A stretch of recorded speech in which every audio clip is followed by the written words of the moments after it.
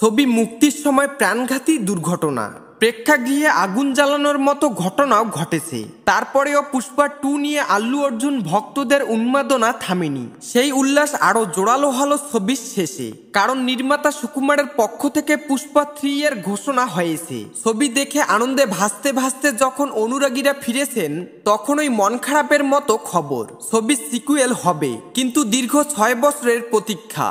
একটা ছবির জন্য এতগুলো বছর অপেক্ষায় থাকতে হবে, কিছুতেই মেনে নিতে পারছেন না নায়কের ভক্তরা।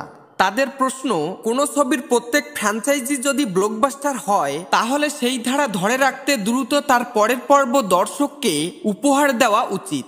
কিন্তু তারা হতাশ। সুকুমার বা আল্লু অর্জুন সেই পথে হাঁটছেন না। ছবির পরবর্তী পর্ব নিয়ে যখন আলোচনা তুঙ্গে, তখন ওই এত সময় নেওয়ার কারণ জানিয়েছেন নির্মাতা।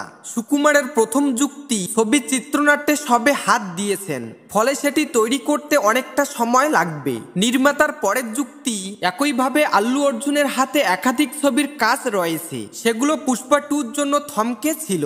এবার সেই ছবিগুলোর কাজ শেষ করতে হবে নায়ককে, ফলে ছবিটি মুক্তি পাবে 2028 কিংবা 2029 সালে। পাশাপাশি আরও একটা কথা ঘুরছে দক্ষিণী বিনোদন দুনিয়ায়। পরের পর্বে দর্শকের জন্য আরও একটি বড় চমক অপেক্ষা করছে। ছবির খলনায়ক বদলে যেতে পারে। দ্বিতীয় পর্বে এবার নামজাদা খলনায়ক ফাহাদ ফাসিল এবং তারক পোনাপ্পা দুরন্ত অভিনয় করেছেন। আগামী ছবিতে সেই খলনায়কের জায়গায় অভিনয় করতে চলেছেন বিজয় দেবরাকোন্ডা।